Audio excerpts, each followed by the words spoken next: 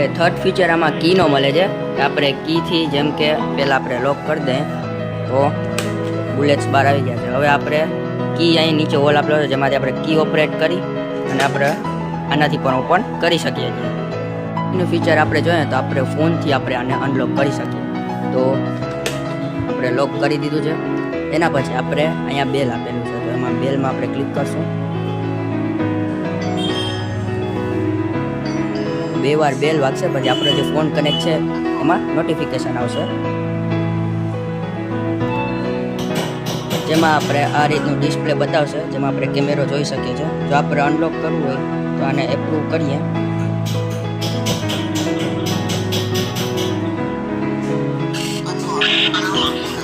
તો આપણે અનલોક થઈ ગયા છે. આ રીતે આપણે ફોનથી પણ ઓપરેટ કરી શકીએ છીએ.